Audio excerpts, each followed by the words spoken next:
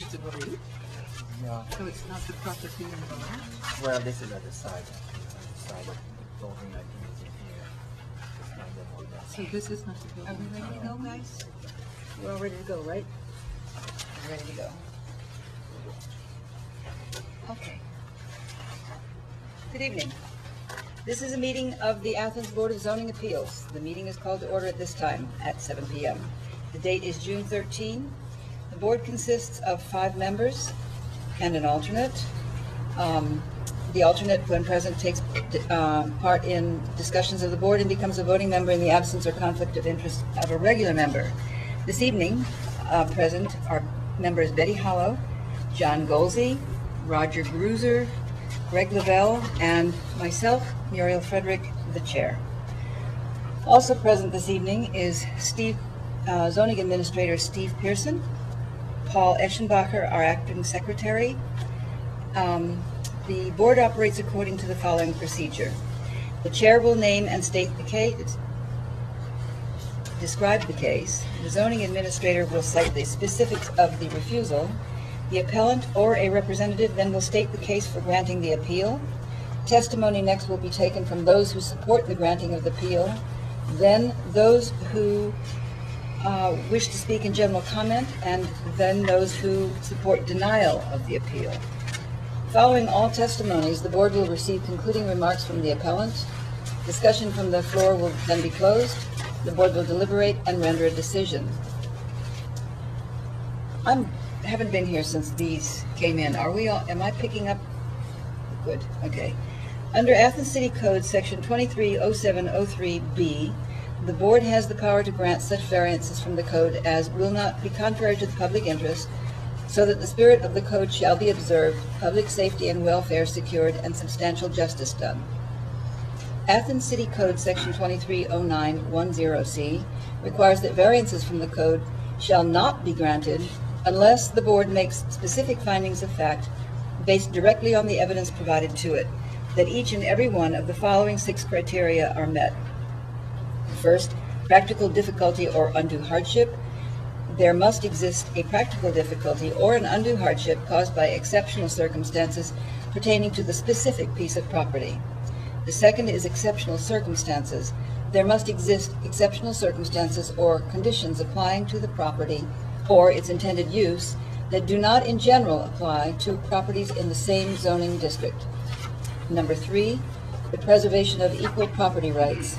It must be determined that literal interpretation of the code would deprive the appellant of rights commonly enjoyed by others in the same vicinity, while granting the variance would not convey special privilege. And number 4, minimum variance. It must be determined that the variance is the minimum required to make reasonable use of the property. Number 5, absence of detriment. It must be determined that the granting of the variance will not be of substantial detriment to the adjacent properties, nor materially impair the purposes of the code or the public interest. And the last one, not of a general nature. The variance sought must not be of a general or recurring nature, such that the situation would more reasonably be handled by changing the law.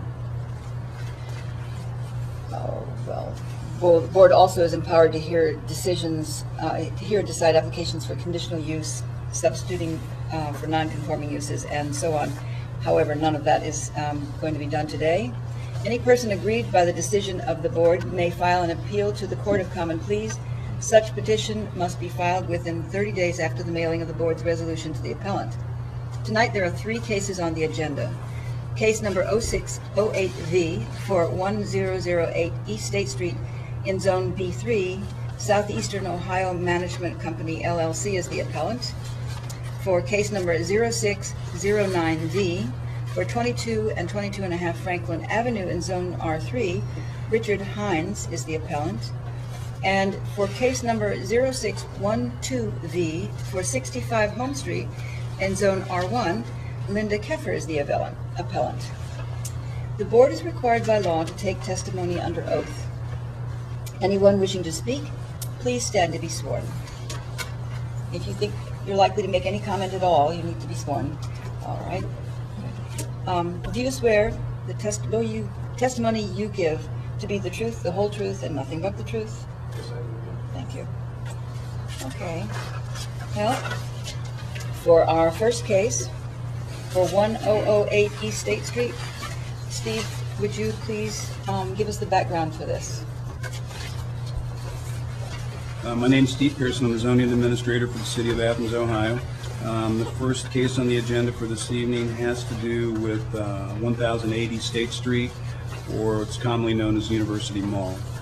The mall was recently purchased by Southeastern Ohio Management Company, and they're in the process now of doing some investigation for upgrades of the property, including signage.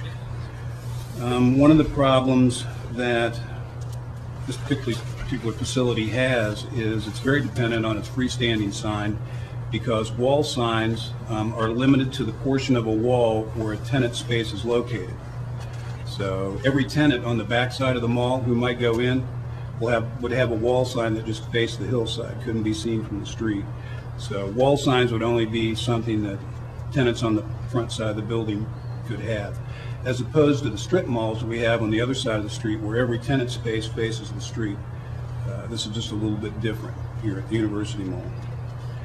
I received an application from Performance Sign to install a sign, and I refused it. However, what you do have is a picture at the third page in the packet of information that you have of a sign that I did approve.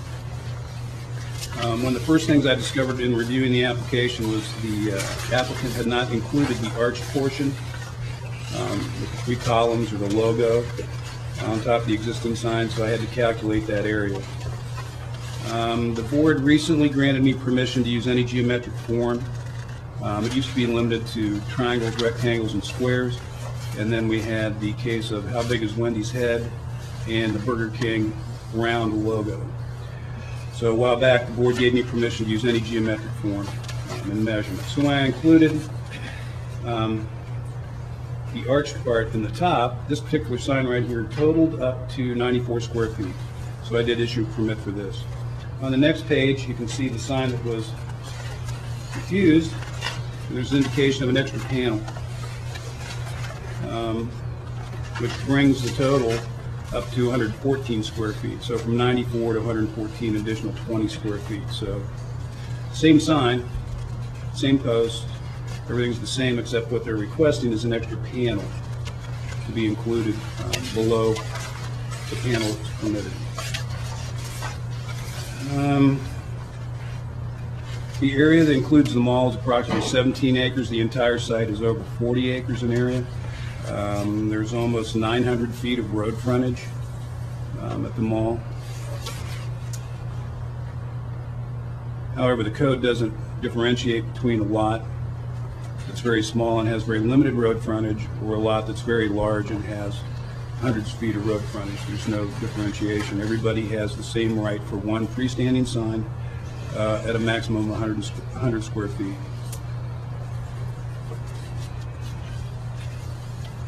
And I guess that's about it, unless you have any questions. Well, I thought maybe the signs were with the businesses, go with the business. If there's 5 businesses, maybe they're entitled to have 5 signs of less than 100. Is that true?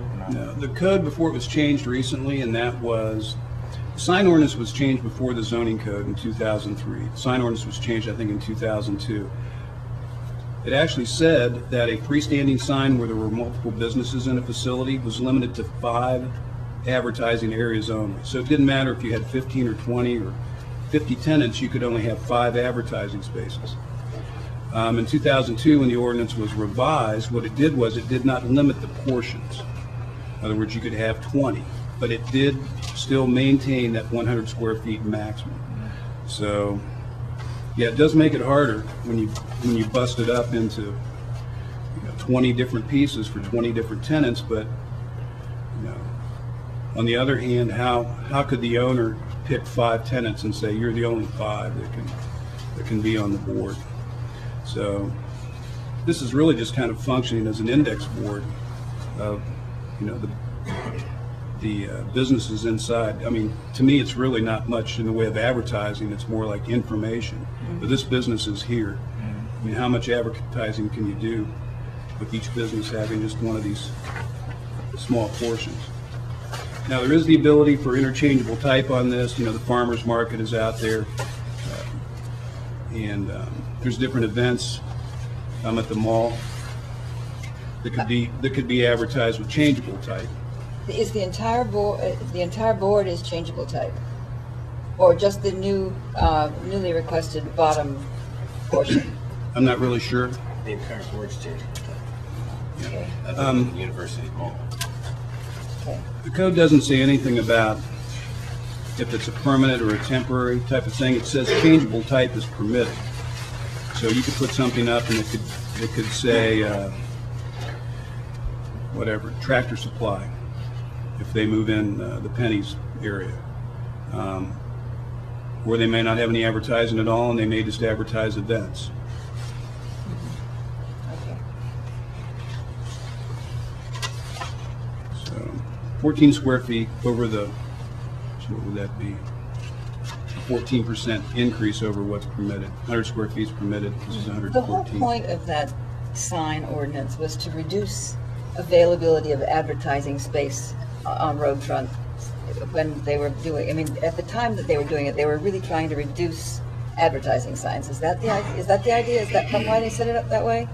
I have no idea. The sign ordinance was revised in 1989, and I've never seen any commentaries. Or It'd be my rationale. impression they're trying to minimize the gaudiness of the It community. seems like it, yeah. Yeah. Okay. Because, for example, too, if you didn't limit the number of freestanding signs, every business in a 20-facility structure, you could have 20 freestanding signs. I think a lot of it was just, you know, to limit it to one, not two or three, and to limit the size, and then each property owner could divvy that space up however they saw fit. Okay. So I think it's, you know, compared to a lot of communities, it's a very high standard. You know, one sign in a limited area with no relationship between the size of the lot, the number of tenants, or the length of public road frontage. Some jurisdictions have a little more sophisticated way of determining face area. It has to do with the speed limit on the street, the distance the sign is from the street. So in other words, it's more a psychological / visual kind of thing. How big does the sign appear to be, not how big is it really.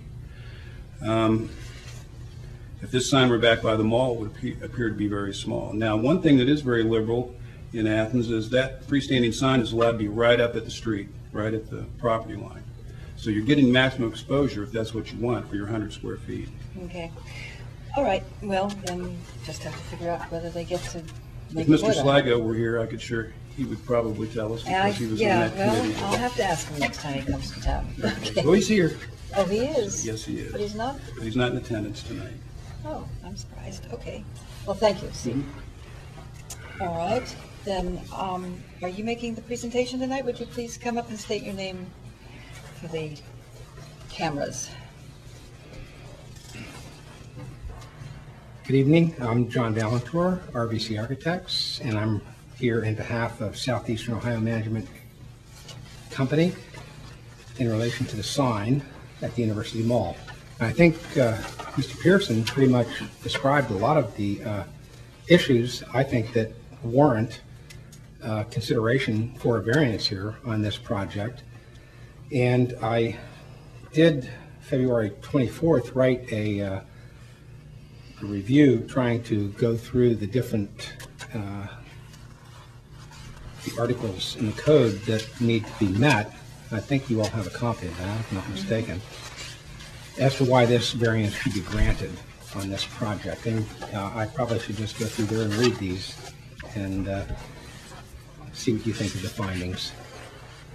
And practical difficulty, the property is large in area, approximately 17 acres, with a single building of approximately 283,000 square feet located on one property. The allowable signage is not proportional to the size of the facility, and the specific site has extraordinary conditions which create practical difficulty when literal enforcement of the regulations is imposed. In terms of exceptional circumstances, the property is a retail center designed to contain many businesses under one roof.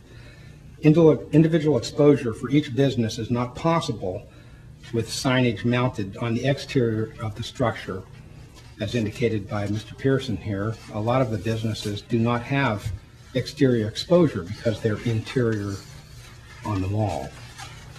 The identity of the business must be related to the identity of the entire facility.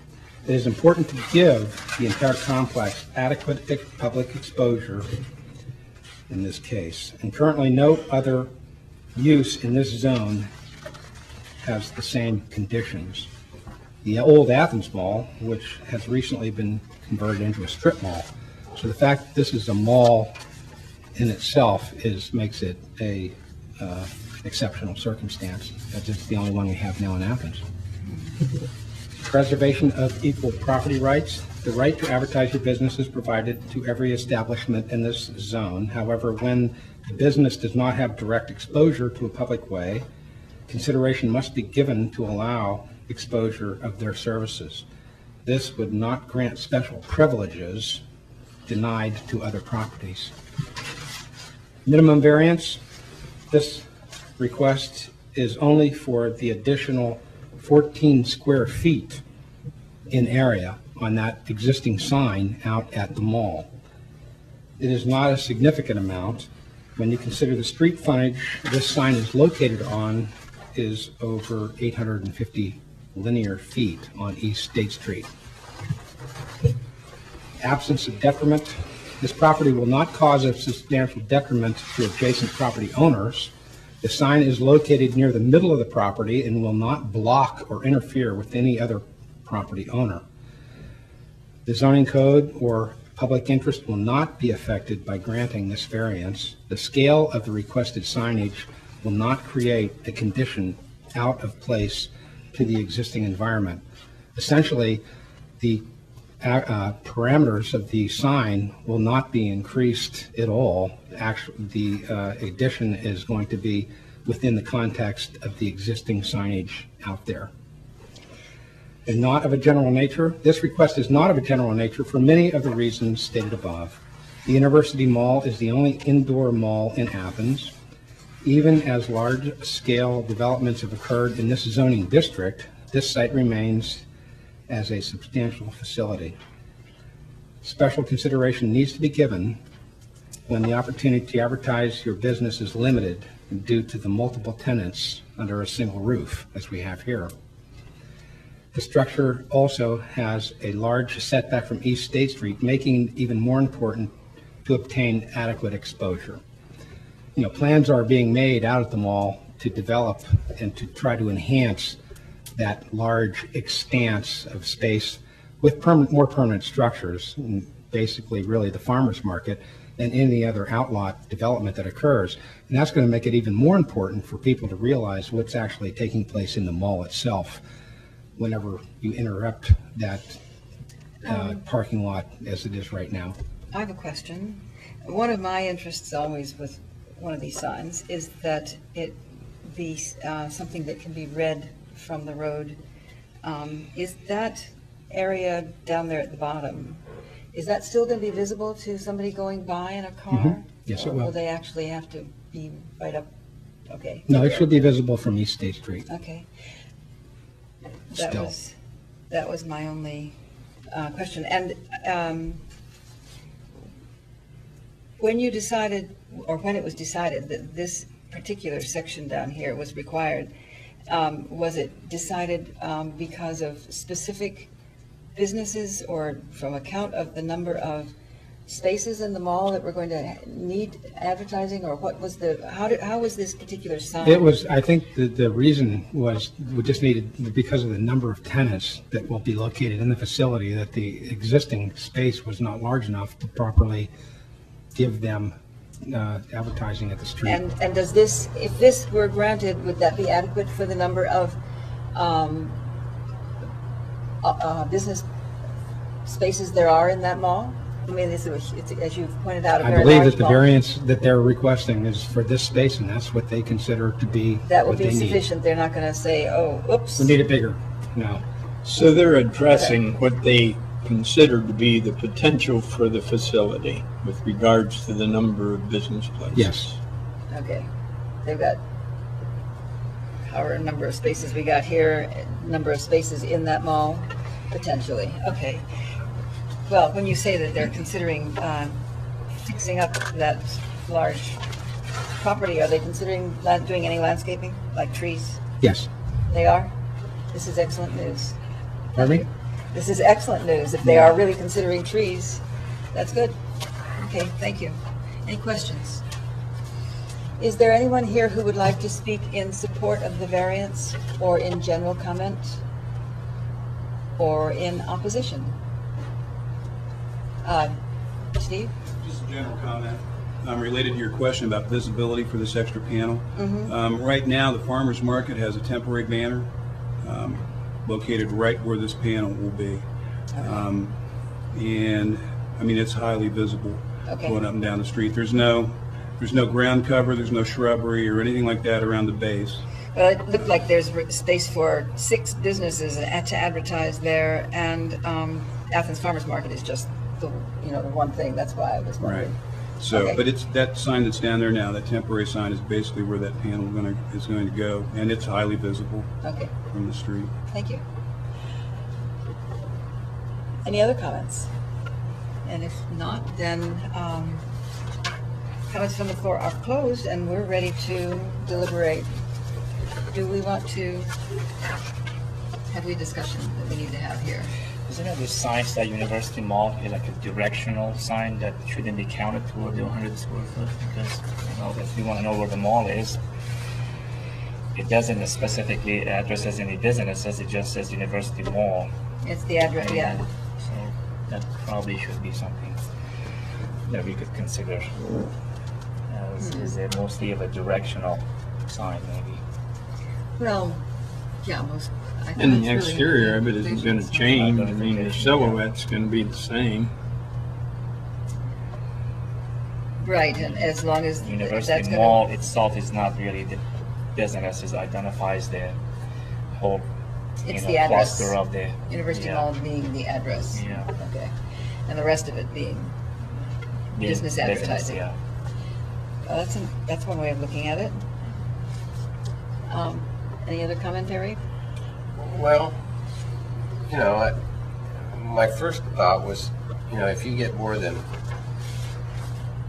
if he signs more than 8 businesses, then come back and let us know you need more signage, rather than have this be empty Oh, I'm willing to wager that it's not going to be empty. until they get 6 more.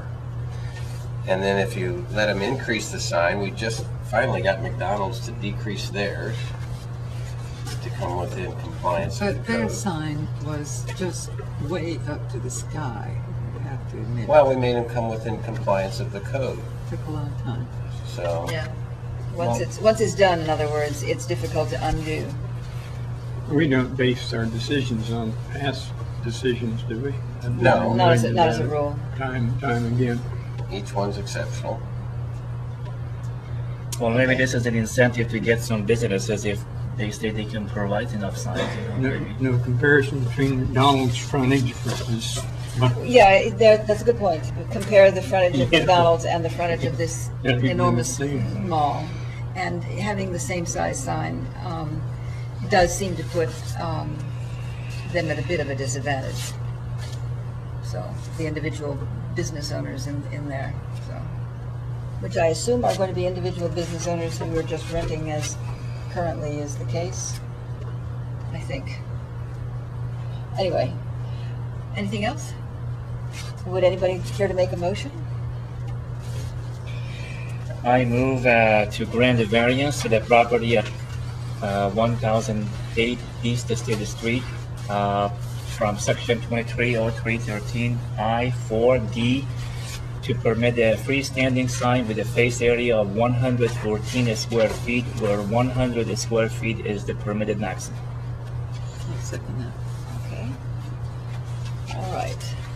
Then, for the findings, have we agreed on what the practical difficulty or undue hardship is? The sign is too small to really identify all the businesses that are within this building. Yeah. You need more space to identify each one. properly. Each business does not have a building Well, when it was frontage. full, each business didn't have one either. No, And I don't think we ever heard any complaints. well, and it's not full now, is it? Maybe there's something there. Well, and then we had some large stores too.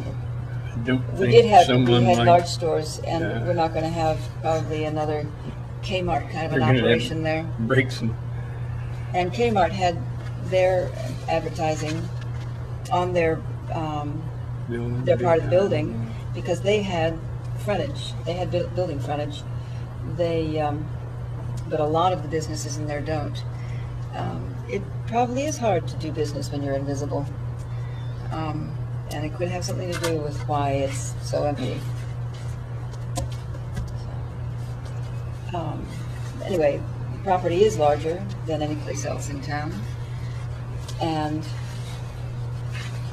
does have the capacity to have businesses without available external advertising. That, I think, is practically a difficulty. So, It'd also be an exceptional circumstance.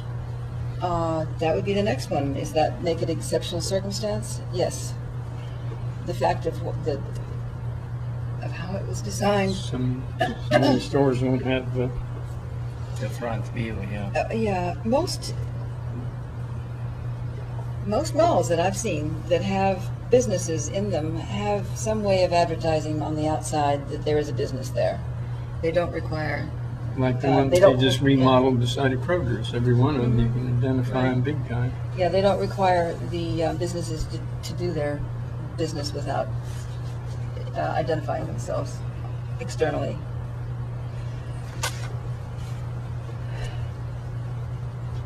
But there is the point that businesses aren't there yet. On the other hand, attracting businesses that you can't advertise might be on the difficult side. Who else? I don't know whether everybody's coming to implement. Okay, then on our third point, how about preservation of equal property rights?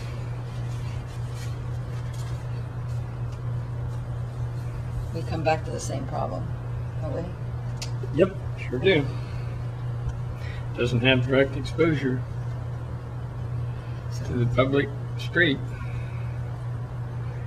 Got to be given consideration. Somebody have another point of view on that?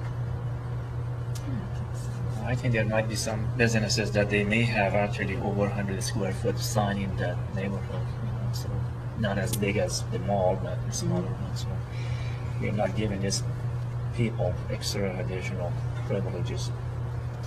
Each of the individuals who would be advertising on the sign certainly would be having less than what they would have if they had a standalone property to advertise on. So it seems like it would be preserving an equal right. All right, minimum. Would the variance be the minimum required to make reasonable use? Well, it's not the entire property we're dealing with, but would this be the minimum variance required to make a reasonable sign size? 14%, that's certainly not a remarkable increase. Okay. Then how about detriment? Will granting the variance create a detriment to adjacent properties? Aren't any adjacent properties really. I guess there aren't. How about impairing the purposes of the code of the public interest? We're still minimizing sign exposures. If I were sure, I think really the purpose of the code was simply to keep signage within a reasonable proportion to the buildings that it's advertising the businesses in. And this doesn't seem to me to have gotten unreasonable either. And for public interest, if the public wants to find a business, I would think that they would be interested in being able to find a sign. Does anybody feel differently? No. Okay. General nature, is the variance something that's of so general or recurring in nature that they need to go to city council to get the law changed? It's not likely we'll have any more indoor malls in the area. Doesn't seem like it wasn't too likely, no. Okay, well, in that case then. And another thing I like about it is that the silhouette isn't changing. You know, it isn't Yes. as though they're wanting to make it higher or wider. Right, Or, they're staying within the original yeah, approved sign. it's pretty remarkable Yeah. in itself. I think so too. Well, is there any further discussion? Would we like to begin with Betty to take our I'm vote? gonna vote yes. Yes. No. Yes. And I'm going to vote yes also.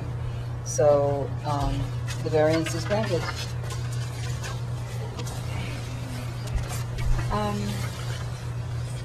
All right. Our next case is for 22 and 22 and a half Franklin Avenue. It's an R3 property, and looking for a conversion of a dwelling to make it into a duplex, it sounds like. And Steve, could you give us the background on it?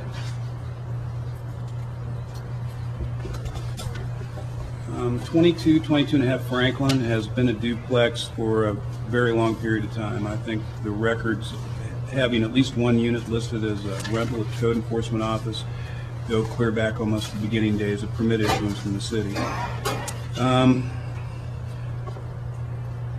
However, there was never a requirement. I mean, there was just an acknowledgement that it was a duplex, you know, but half of it was owner occupied. So no permit necessary, no inspection necessary. But in 1997, when the parking requirements were changed, it said that if you change the use of a structure, then your parking has to comply for all uses in the structure. So 97 essentially made conversion of any single building or portion thereof, when that was requested to be changed, then all the parking was required. But explain how it is that a use that has been ongoing for umpty gajillion years now is considered to be a change if they want to rent both parts instead of just one The part. definition that was included in 97 about what a converted dwelling unit was, and parking was required for all uses when there was a conversion of a unit, that definition included conversion from owner-occupied to rental. So in other words, the actual definition Okay, was, so. just for the record. I see what you're saying. It's been a duplex forever. It's always been a duplex. This is not a request to take a single building and duplex it. Right. There's been 2 dwelling units there for a long time. The property's been in Mr. Hines' family for quite a while, but it's just there's always been a family member living in one of the units. Right. So it's actually written in the code, and that it's expected that if it's an owner-occupied dwelling with a second apartment, that's rented, and then it changes to not being an owner-occupied, that is an actual change. It's not just a. Right, it's a change by definition.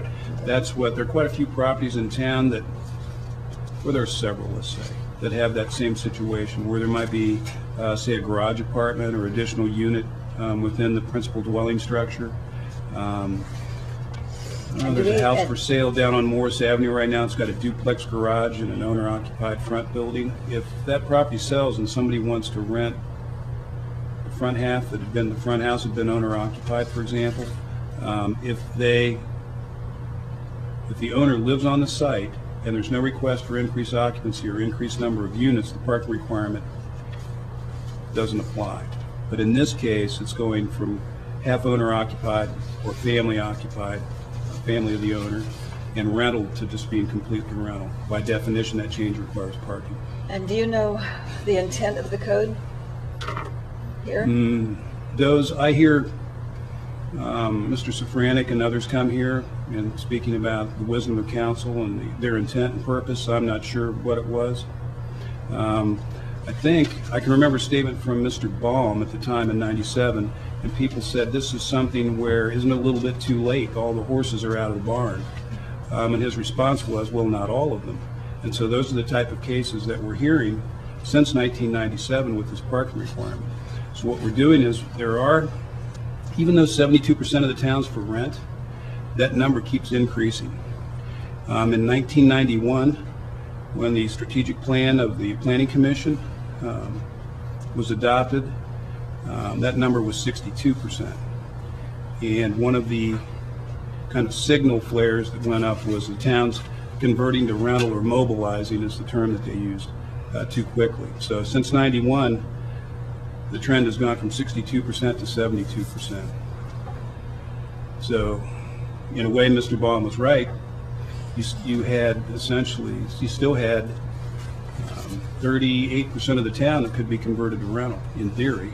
So there were still a lot of issues dealing with insufficient parking. And I think that was part of the basis of it. Now, why there wasn't a grandfathering for those uses previously permitted but not being changed, and just requiring parking for the part being changed, I'm not sure, but the code was specifically written to say when any use changes in a building and there's insufficient parking for that and all uses in the building, parking for all uses must be provided. Okay. Now, in this situation, parking is being provided at the correct rate. There's a minimum of 2 parking spaces per unit or 1 for each permitted occupant. And 4 parking spots are being provided or were suggested to be provided. There's only 1 parking spot there now. This is an R3 zone, multifamily zone. And so the duplex use is a permitted use. 4 parking spots are what would be required. In a duplex in an R1 or R2 zone, stack parking is allowed. For some reason, when the code was written, R1 and R2 zones allowed stack parking. R3 zones did not allow stack parking. So the only problem here is the zone. It's not, it's the correct amount of parking. It's a permitted use. It's in the right zone. It's just that the parking requirements don't allow 2 cars to trap 2 other cars in, which is what Mr. Hines proposes. Okay. It's not for it, not enough parking. It's just for the stacked parking. Now, when we started looking into the situation, I got with Scott Lambert over at the city water and sewer department, and I asked him about stormwater control, because when you park 4 cars or more, the code says it has to be paved. In speaking with Mr. Lambert, he was concerned about additional runoff in this area because we have insufficient storm sewers there. We have brick streets. We have old things that do exist are very old. There's a problem with an excessive amount of water in a big rainstorm right at the corner of Carpenter and State right now. So the sewer department's recommendation is that the area be allowed to remain or to be gravel rather than paved. So this would require a variance also then? Well, that's a recommendation. The code says that the board can call on other city agencies or divisions or departments. I just kind of did that in advance for you. So that wasn't anything that was originally viewed as a problem. It's essentially a recommendation from another city department that you grant an additional variance to allow it to remain gravel instead of having it paved.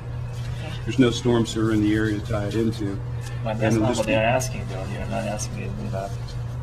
I put a note on the agenda that But it doesn't say in the at the statement. time They're of not the asking for it, at the but time of the it should be application, at the corrected. time of the original refusal, there was not a question about was it going to be paved or not. That's when I started looking into it, and the sewer department said, boy, our preference would be that this not be paved. So this is not necessarily a request of Mr. Hines, it's a recommendation of the sewer department.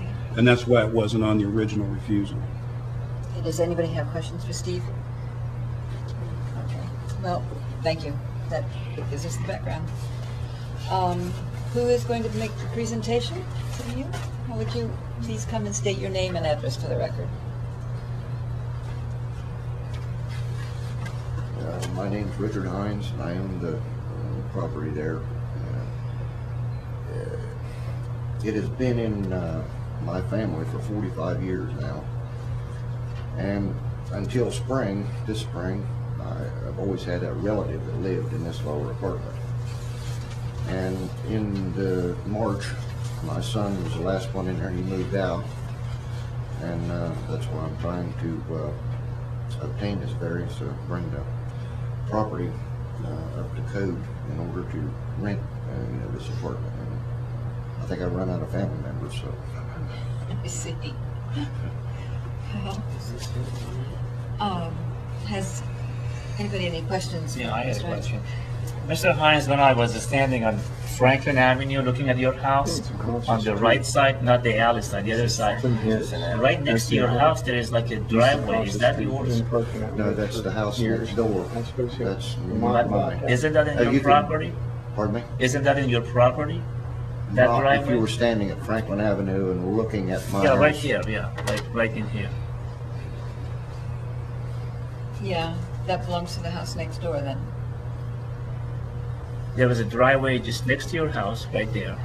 That maybe 2 cars can stack into it. That's not yours, huh? No, that belongs to the house next door. Okay, so this is not the My, property line then? There's a corner pin in here at this property line, I think. Right in here. Okay, so that driveway is This partially is not a in- driveway. This is the edge of the property and this is the edge of the house. Right. So the There's driveway only is, about the 5 feet in driveway is there. actually Right over over here. there. Yeah. Okay. There's only about 5 feet there, I think, in there. 5 feet. Yeah. It looked like it was paved right to your house. No, there's a pin, there's an iron pin right there beside that sidewalk that is the property line.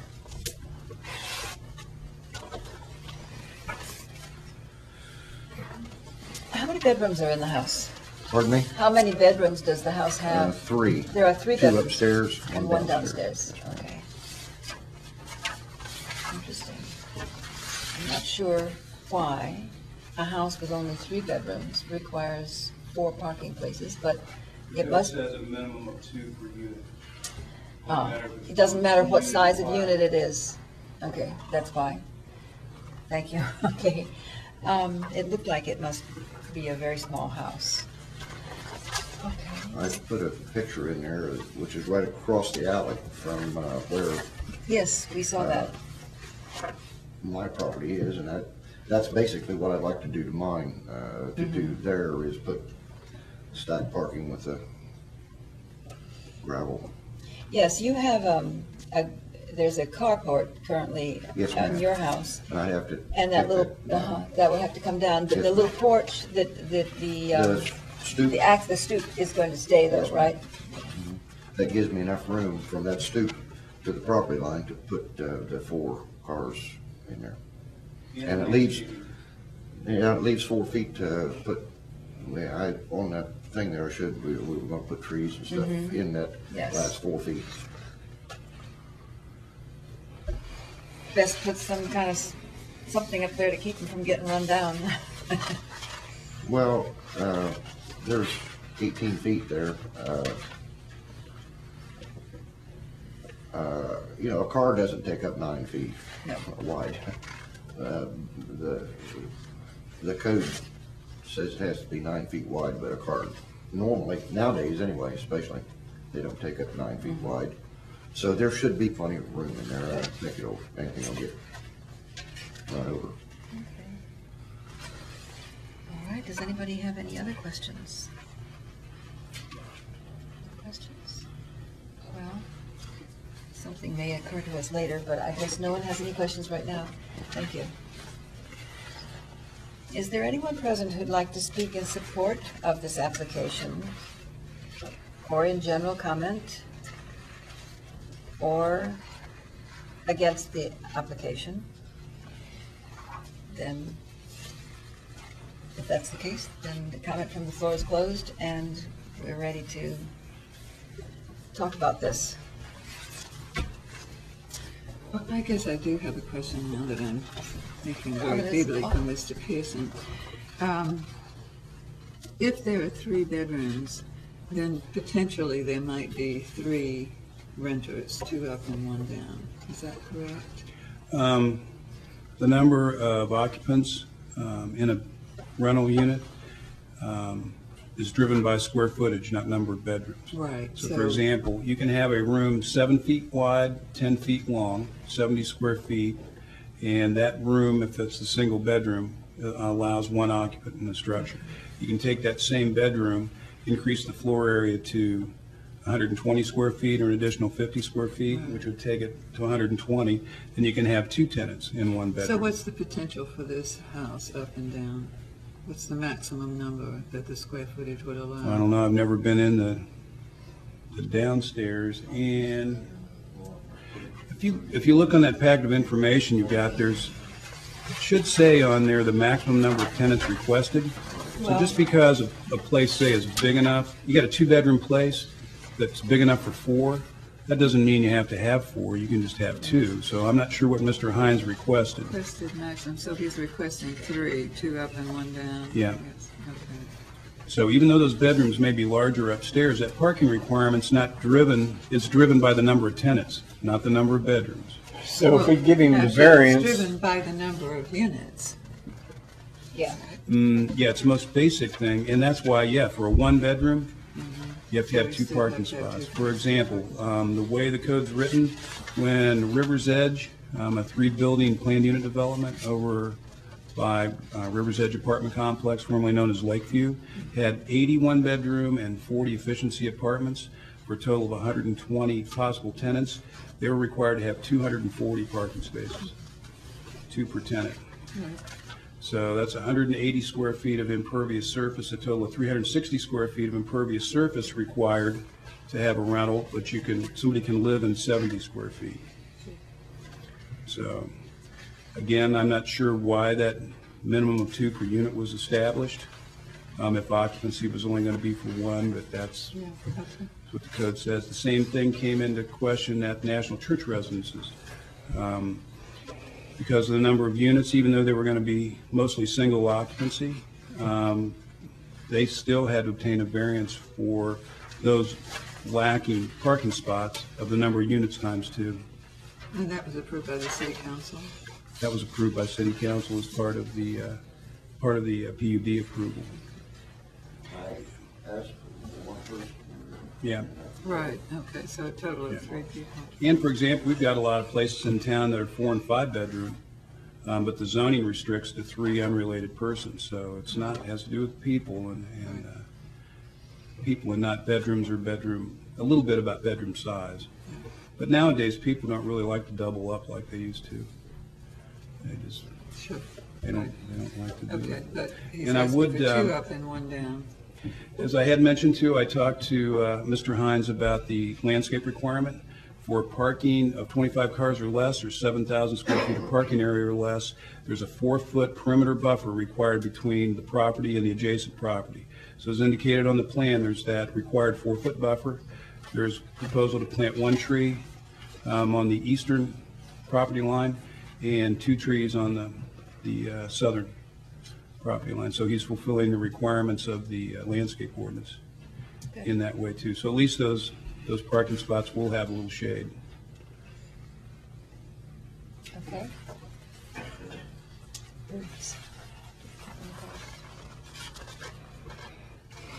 All right. Any more questions, anybody? Do we have a discussion we need to have, or do we want to discuss things as we go through the filings? If we're going to do it that way, can I have a proposed variance? Anybody want to make the craft the variance? I move we grant a variance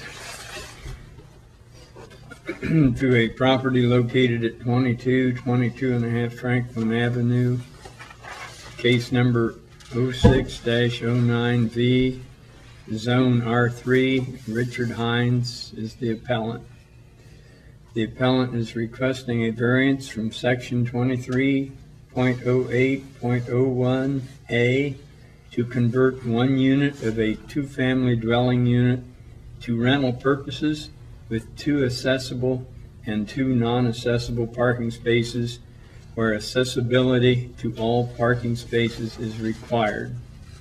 Note: City Water and Sewer Department recommends that the area not be paved due to a lack of stormwater control infrastructure.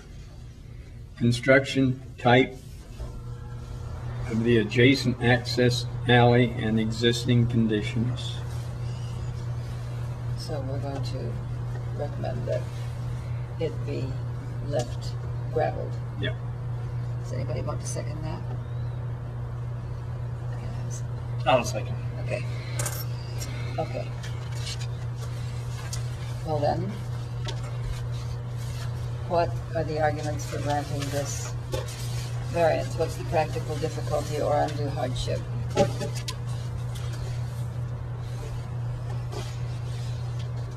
don't all talk at once here. Is there a hardship for this property? Well, Well, we won't be able to utilize it as a two-family dwelling otherwise. well, I don't know that that's really what we mean by the hardship, is it? Is there anything exceptional about the configuration of the property or the size of the property or? Well, the size of the property doesn't, there isn't sufficient land area to provide parking. So that's with- not a hardship, so, and the lot is no larger or smaller than others in the same vicinity. Is it not? Let's see, what is it? It's 45, that's a little bit smaller. Than other By- houses on Grosvenor and Franklin? Aren't they usually 50 by 100? On Franklin and Grosvenor, these are very Yeah. old streets with narrow Okay, lots. they're all that size. Steve, would they all be the same size? I don't know the answer. I was assuming it looked small, but maybe I'm wrong. All down through that area, lot sizes vary tremendously. We have They do through vary. lots, we have some lots that go all the way from State up to Franklin.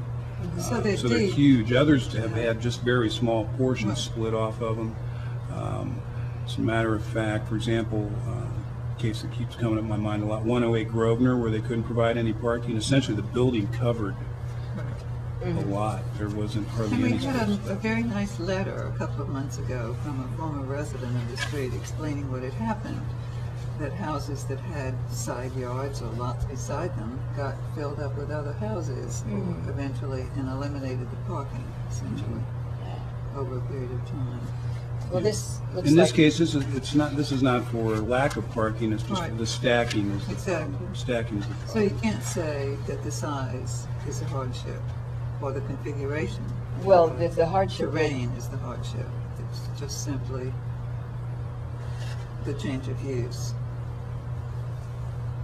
The change of use is made, it's not, I think that the hardship is that the change of use isn't actually a change of use, it's a continuation of a use under a new regulation that didn't exist at the time. But I think you can't argue Yeah. that, Muriel, because you can always refer back to when this particular thing did not exist. Yeah, oh, I And agree. treat it as if the law has not changed, when I in agree. fact it has. I agree, and for houses that would be built in such a way that they just had just slightly more room, it would be possible for them to accommodate this changed regulation with non-stacked parking. But the way this particular house is situated on its particularly small property, which is not the smallest in the neighborhood, but certainly is not the largest either, the circumstances are such that addressing the new requirements is difficult.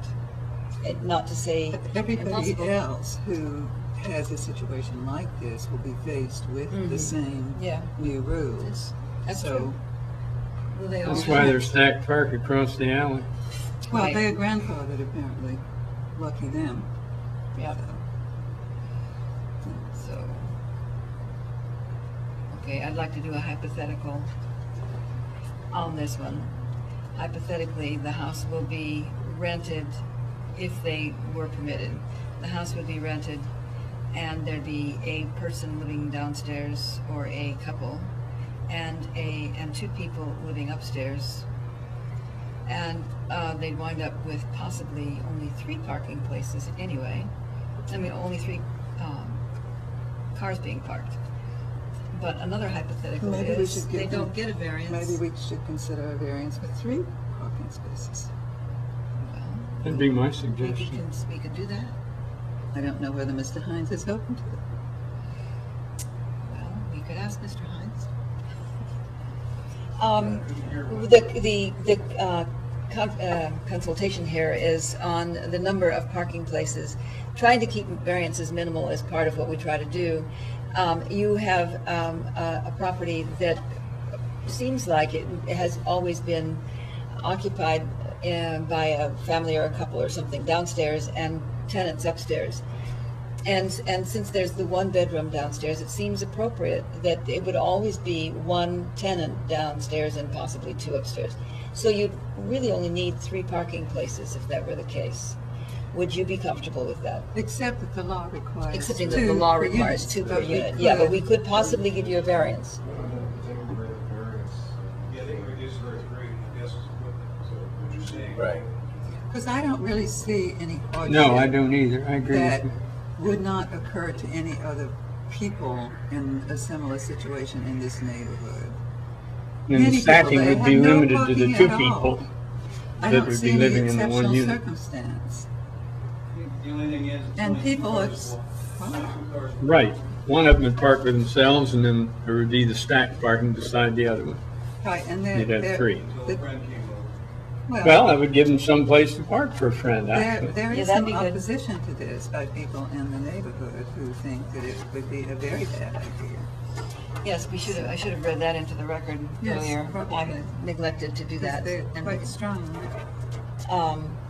yes, there is a petition that was circulated. I am remiss. A statement of opposition was signed by 12 people. And a strong opposition to, on the basis that there's no undue hardship, because parking for 2 vehicles is easily possible currently. And they felt that the granting of a variance would clearly, materially undermine the public interest. The prohibition against stacked parking has the effect of making it possible for each tenant to have genuine access to an off-street parking space, reducing the possibility that rather than deal with difficulties of stacked parking, a tenant will park on the street, thus increasing parking congestion in the area. Indeed, parking congestion is substantial in the area. Residents and visitors of residents in Grosvenor frequently end up parking on Franklin because they can find nothing on Grosvenor and the other way around. Finally, there's no question of the preservation of equal property rights. The property can be rented without the variance, just not to so many people, or it could be sold as a beginning family residence. For the above reasons and those presented by personal testimony, to be presented by personal testimony, but nobody's here tonight, we request the variance as to the number of dwelling units permitted in a structure be denied. Yeah. I think that pretty much is what they said. They feel that the appellant's appropriate course is to attempt to prevail on city council to change the requirement about the stacked parking. Well, I think that's already been considered. Yeah, and- that has been, so- And the restriction against stacked parking was put in place to control the number of Right. people in a given area. Right.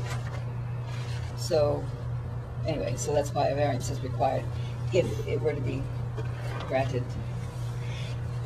Okay, so, Any comments on that? since I messed up, and yes, we're gonna not do this according to procedure. That petition was presented to me just yesterday afternoon. Some of the signatures, if you look at it, were there from in April. Others were just added in the last few days. Is that significant? It's just something that I'm pointing out. The number of people that were opposed to this when it was originally advertised, those signature dates there are very few.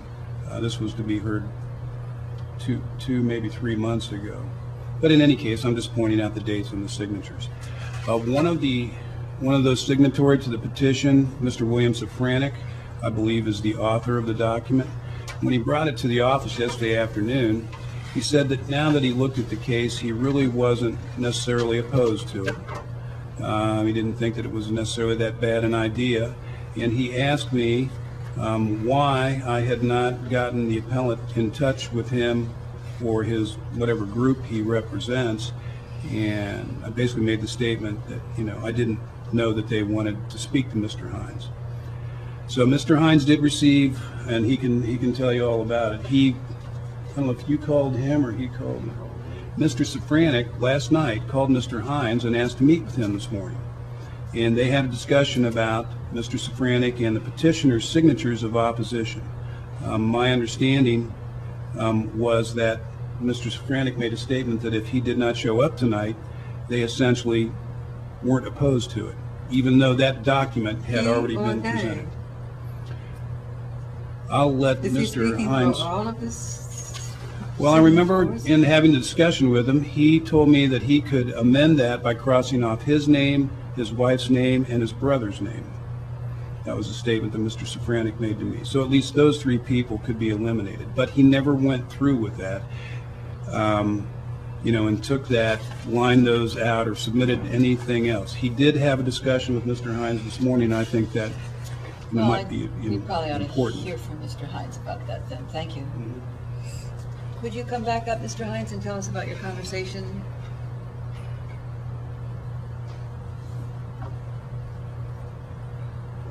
Yes, Mr. Safranek did call me last night. We met at 9:30 this morning at Franklin Avenue, and we talked about what I was trying to do, and showed him what I was trying to do and everything. And he told me basically the same thing that Mr. Pearson said. That he is. I think he's called it in a process of reconsidering his statement that he turned in, about it. And he indicated to me, as he did to Mr. Pearson there, that, he could not get in touch with all these people on this petition before tonight. So he could cross his name off, his wife's name, his brother's name. I see. And that he also told me that he would not be here tonight to oppose this. And he's not. I see. Okay, well, no one else is here, but possibly, yeah. They didn't feel they needed to be because they'd already put their name down, but also possibly I had don't they... think you can speculate on that. No. If people signed a petition and turned Yep. it in with their names on it, I think they're assuming that we Yes, take I them think seriously, so. unless they show up to say, gosh, I didn't really mean that. If they Now, show Mr. up, we can think they're a little more serious about it, Well- and they didn't just do something to please their neighbor, Right, and if because he was the one circulating the petition. Well, if Mr. Safranek told you that he wants to take his name off and his wife and his brother, that's fine, but I don't think you can then just say, oh, well, the rest of these people. No, that's what he said. He didn't Didn't have mean the it. time Right. between like this afternoon Sure, and I tonight understand that, to right. get a hold of all the people that were on the that had signed it. So he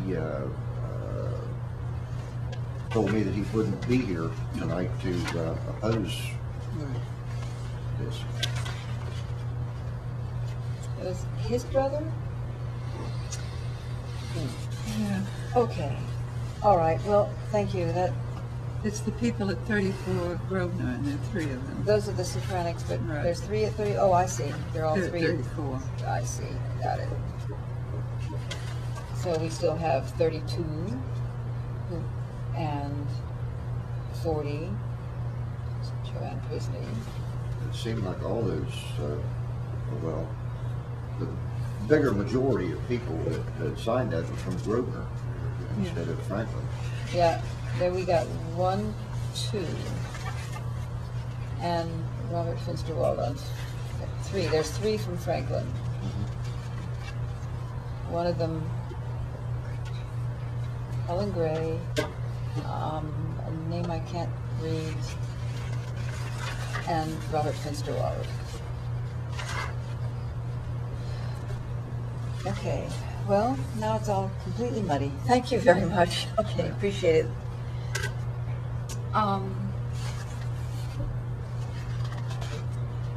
Well, Shall we go back This to the is- findings? we could go back to the findings, or we could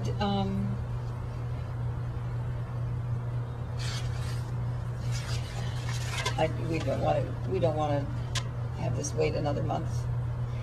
But I could suggest that we could give these people an opportunity to say, yeah, I really do mean this, or no, I really don't, by continuing this to next week. Do we have room on next week's agenda? Not really. Next week. There is no next week? No. Oh, it's been dropped because that's, oh, I see.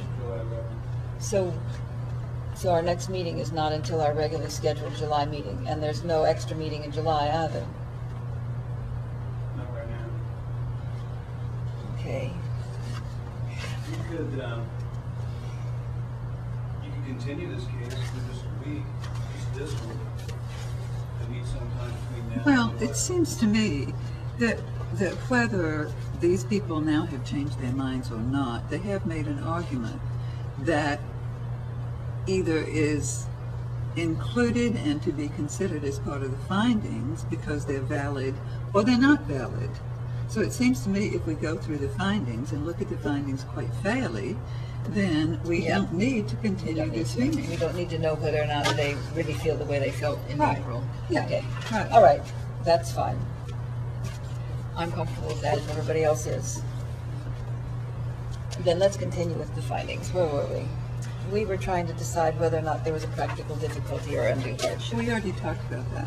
Yes. Oh, I know we discussed that, but I'm not sure what agreement we came to. I don't know that I know we you did thought come to one an thing and I thought one I thing. don't think there's any hardship or difficulty Okay. that is different from anybody else in this neighborhood. Are we agreed And on the that? property could be used, as it was before, so. And has everybody agreed with that or not? We don't all have to agree with No, that. I just would We'll like to come know the what, vote. I'd just like to know what the other people think. I'm just curious. Because no one said anything. No one's gonna say anything. Using it Okay. like it was. It Using it- was a relative living in one unit. Yeah. Can't do that. You So can't, so we're it's we're never gonna gonna be- dedicate it to a relative and. He Yeah, said it'll he's never out be of that. relatives. So he's He out of doesn't have relatives. any. Okay. No, another family. So that's the practical said he's difficulty is he's run out Well, of it could be family. other family buying that also. Okay. On to exceptional circumstances. Are there exceptional circumstances or conditions applying to the property or its intended use that do not in general apply to properties in the same zoning district?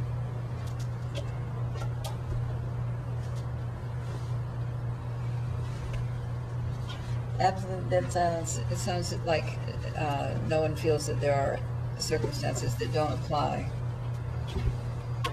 to other properties. Just the same. If you had another duplex that was in this situation, that it had family members in it, and it was a change of use, it would be in exactly the same situation as this one, unless there was some particular thing, wouldn't it?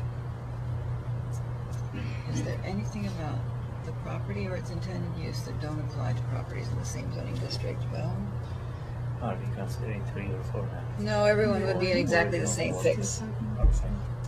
Saying everyone would be required to do exactly the same thing. Well, with the possible exception that of the 2 units, one is really suited for a single Okay, so we person. could say that that's exceptional because there's not, he's only requesting 3 Yeah. people, and he's being required to furnish 4, maybe we could say Would that. be exceptional because it's located where 2 of the most crowded streets in Athens happen to be.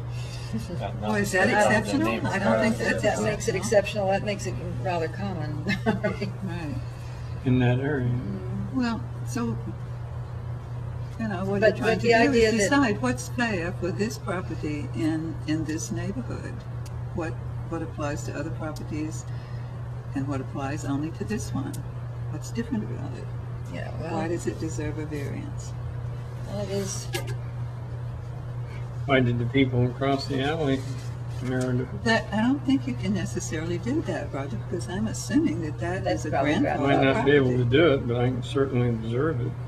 Yeah, I Right. think it is highly probable it is grandfathered.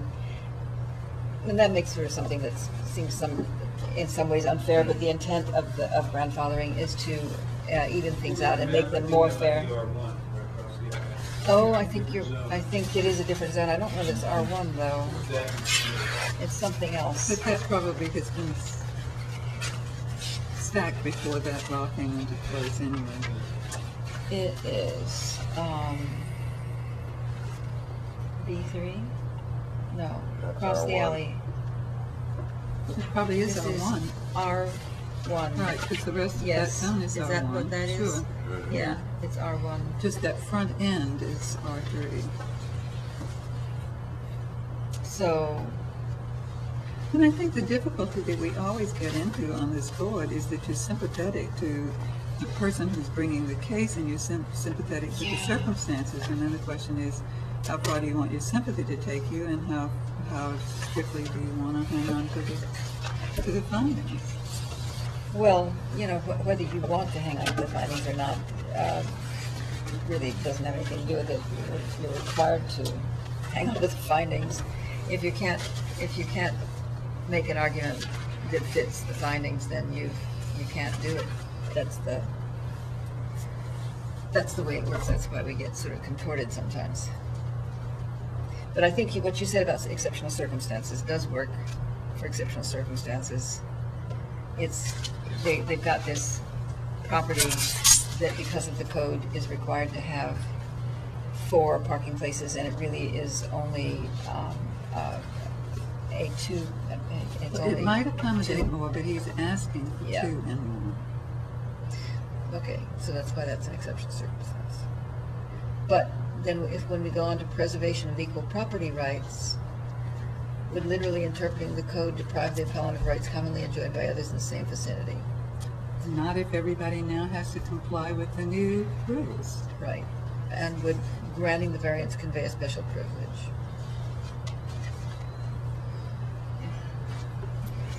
So I guess that's why I suggested that we might want to throw out the motion that we proposed and make a new motion suggesting 3 spaces if Mr. Hines would be But agreeable. Steve, you say we can't give 3. Yes, we can. You say we've got to have 2 for the one and 2 for the other. Unless we That's do a what the law variance. says, but we're But that's what the being asked variance to is give. for. I suppose what you could do, it wouldn't be outside the spirit of the code necessarily, because it does say 1 for each occupant. Yeah, I mean, I think that's within the spirit of the code, 1 person, 1 car. right. The 2 minimum per unit, I have no idea why that. Well, we have it, so we have, So- that's why we're here. So the rules and regulations makes it possible for us to specify 3, and then it would be legal, Sure, that's why as we're here. opposed to Yeah, I 4. think so too. The Well, board- that's what I was The troubled board's with. permitted to attach safeguards and conditions Okay. to make sure that the order, the determination of the board, is fair and equitable and properly or easily or equally enforced. So yeah, you can attach conditions and safeguards. Thank you. Well, So I Are we go gonna along throw with it out? Betty's suggestion that we Well, would you like, modify the permit and would you like to rephrase it, Betty? well, I think we would have to agree to 1, we'd have to ask Mr. Hines. he's agreeable, he's nodding his head. Okay. 2, I think we have to agree to dismiss the first motion. Is- Somebody has to rescind their Our- second or rescind Who made this motion? Well, the John, motion did was you- made by Roger Roger. and seconded, So and you you have to seconded it, rescind your right? motion, Robert. So you could rescind yours, just say, Do I have to read through it? nah, just say I rescind it. I would like to rescind the reading that I provided earlier regarding 22 and a half Franklin Avenue. Would you like to rescind your second? Yes. Okay. Anybody want Now, to make a Betty, motion? we'll let you word it this I time. don't have anything that tells me what's going Oh. on here. Okay. I move that we grant a variance to 22 and 22 and a half Franklin Avenue from section 230801A to convert 1 unit of a 2-family dwelling to rental purposes with 2 accessible and 1 non-accessible. Well, I guess it would actually, it would really be 1 accessible and 2 non-accessible parking spaces where No, accessibility. actually, you had it right the first Oh, time. okay. What did I say? 2 non-accessible. 2 accessible and 1 2 non-accessible. accessible and 1 non-accessible I don't see how that's going to work. Parking spaces, where accessibility to all parking spaces is required. And we also had added to that, that the area would not be required to be paved, but would be allowed because of stormwater control infrastructure and various other considerations to be gravelled. Also, do we want to say with the understanding that 3 tenants are what's Yes. expected to occupy? Yes, with the condition that only 3 occupants be in these 2 units together. No, that's not right. That a total of 3 people be allowed to occupy the 2 units. I second. Okay, all right. Let's assume that we've gone through. Well, how do this change the only hardship thing- or special circumstances? I don't think it, Wouldn't Still the change same. its readings, would it? Still giving a variance. yeah, we're still doing the variance. And then we were on preservation of equal Person. property rights. Oh. For exceptional circumstances, one of the things you listed was that there were 3 tenants, but you used 4 spaces. Yes, and so that's changed. So Thank you you. wanna Just remove that. Yeah, let's go back down through this. Oh, I hate to do this to everybody, but let's go back down through this again. Practical difficulty or undue hardship has to pertain to the specific piece of property Or the use. or the use. Okay. The intended use is a continuation of the use of the last 45 years. So its use won't be changing. Well, it's considered to be changed because it is no longer going to be owner occupied. It would be entirely rental occupied. It'll change legally, but not physically, maybe. Yeah, With no increase of occupants. Yeah. yeah. And the hardship is that because of the space that's available there, actually, if it weren't for that little stoop, they probably could park 3 abreast back there. Would there be room enough? No, even with that, they wouldn't be able to, they wouldn't be able to have the crab apple lawn and all that Yeah, stuff. they're 27 foot, And they, 39. yeah. Well, they just don't quite have enough space. And it is a short lot. There are longer lots on that street. To me, the hardship is just that the house, as it was constructed, at the time it was constructed, fit for the use, and it no longer does. I don't know if everybody agrees that that's a hardship, but sure seems to me to make it difficult. But that could be the intent of the code also, to make it difficult. I believe that's true. Anyway, practically speaking, it's difficult to get that parking in there because of the various requirements that have been added on since the building was put there at a time when it would work the way it was, and it doesn't work anymore. To me, that needs to be addressed, but we'll know when we vote whether or not everyone agrees. The exceptional circumstances, we've seemed to have fixed with our, so that's a problem. There Well, I must- think you could still argue that the fact that he is required to have 4 spaces because there are 2 units. Yes, um, and that's what you we could- have to. And he is only asking for 3 tenants. I think that's still an argument. Therefore, we are Yeah, suggesting okay, I that agree. perhaps he only have 3 parking spaces. Literally interpreted, the code would deprive the appellant of the right to rent to 3 people, as opposed to renting to only 2 people before and living in it. If there were a property that could provide for unstacked parking places, they would be able to do that. Yeah, but it wouldn't be on Franklin. No.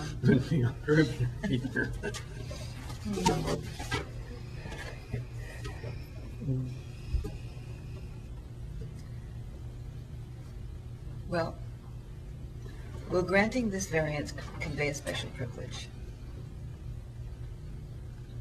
Just maintaining it like it's been. I don't know, it would be a special privilege to maintain something in the fashion that it's been utilized. Well, everybody else on Franklin who has to come up against this rule is gonna wish that they could get the same privileges.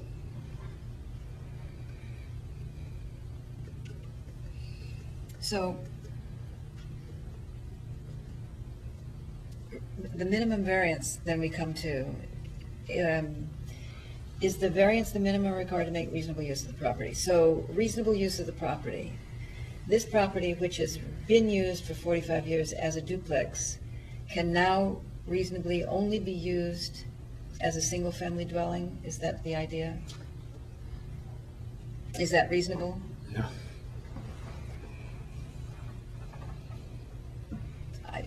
I have a hard time wrapping my mind around that being reasonable, but, Well, Single family wants to live there anyway. well, we're suggesting a rather minimal variance. yeah, okay. If you, 4 is more than 3. we've We minimized, reduced it, we've it. reduced it to a minimal, Right. to a greater, smaller amount. All right. In order to preserve their right to continue to use it as it's been used. The variance sought should not be of a general or recurring nature such the situation would more reasonably be handled by changing the Did you law. miss the detriment to that? Huh? Did you miss one? We were working I didn't do absence of detriment, did I? Would granting the variance be of a substantial detriment to adjacent properties? I don't think it would be of any detriment to the one we've got the photograph of. Well, Except for the, we have these arguments here, and Yes. we don't know. 3 of whom live on the street. Right. There were 3 people who are residents of that street who signed it. 2 of them signed it in April, and 1 signed just recently. But the other people are also located, down at that end of Grosvenor, so they probably do feel the consequences all the time of too many people. Well, it is right on the alley, and the folks who can't find a parking place will just go down or up the alley. No, that's down the alley to East State Street, so. So we consider, I don't think we generally consider the next street over to be adjacent, do we? Well, the little streets are close together and they suffer from They the are close. same Actually, even the houses R3. often back up onto each other. In this Yeah. case, not, but sometimes they do. Right. In this case, they don't. Well, there are 3 people on the street who felt that there'd be a detriment. The ones that, Well, we may not agree with that, but I don't, you just have to acknowledge that we do have these. we do have some. I felt very strongly about something. You can bet your socks I'd be up here letting you know about it. I wouldn't just sign a piece of paper and walk away. Yeah, I think that's a good point. On the other hand, we do need to note, there could be people who couldn't come, who did feel strongly enough to sign a petition. But the fact that there's absolutely nobody here, I think, may be significant. 3 parking places, if it's done the way we're discussing, will be provided for 3 people who'd be living there. It seems to me that should reduce detriment to a fairly reasonable, there shouldn't be detriment. There isn't going to be a change in the way it's being used. So there isn't a detriment that I can see. But we have to wait and see if everybody agrees with me or not. General nature, is the variance something that could be should be No. considered general or recurring? No, it's already been addressed by the city council, that's why we have to deal with this. And addressed by us for ad nauseum here. Okay, then we're through. Are we ready to vote? I think we must be. Let's start from the other end tonight. I Now, vote no. okay, Roger? Yes. I would know also. Penny? I think I'm gonna vote yes.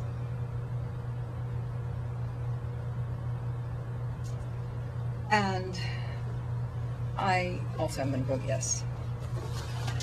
So, the variance is granted. And we didn't say substantial conformance, but obviously it's for 3 parking places, gravelled, landscaped. 3 can be gravel. 3 can be gravel. 4 is clear. Okay, so he doesn't Excellent. need us for that. He doesn't. Well, that worked out very well then. Okay, what about this Home Street? That one's done. You'll be getting your notice shortly. Thank you. All right, our last one is for 65 Home Street. It's a Zone R1 case. Linda Keffer's our appellant, and asking to permit a covered patio in a circumstance where inadvertently the patio is already covered. Steve, did you want to give us any background on this, or? Thanks.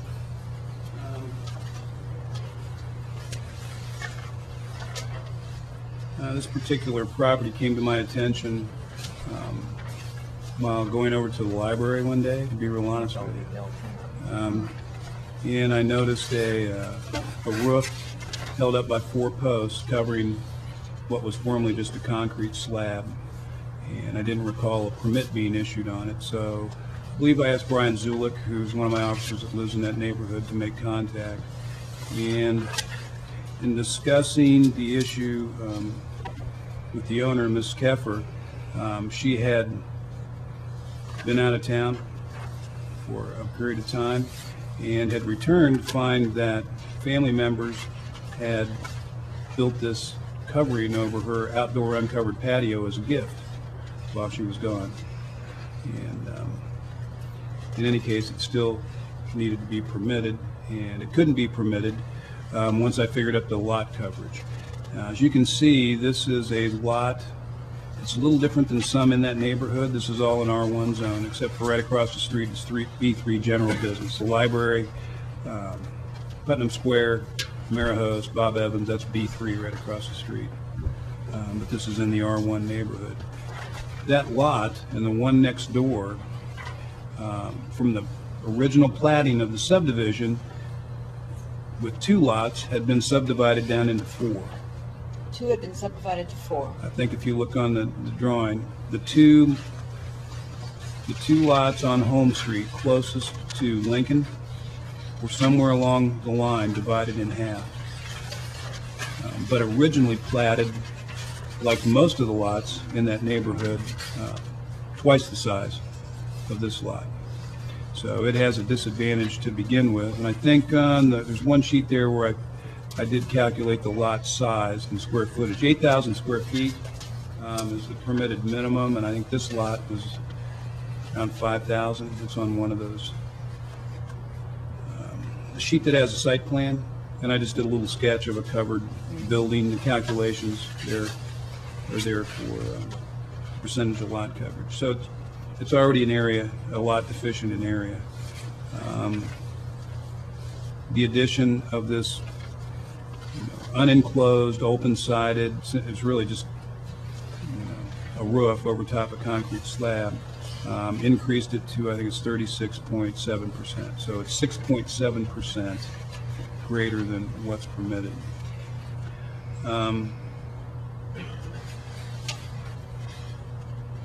Essentially, there's no detriment in that it doesn't necessarily block light, doesn't block air, wind, circulation, ventilation to the neighbor at all. It has to remain open-sided or flood-proof in some manner because it's in a special flood hazard area.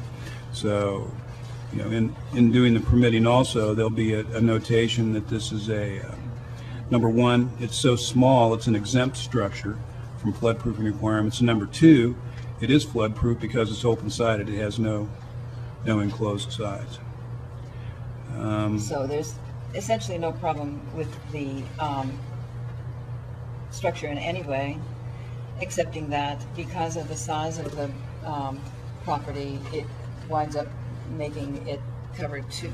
Right. Too much of the Probably, lot is covered. probably if one of these, if the lot were one, like the normal size in the neighborhood, normal size lots, the coverage wouldn't have been a problem. And the fact of the patio itself, the concrete slab and the driveway pre-existing this, I mean, the lot's not considered covered by all this concrete.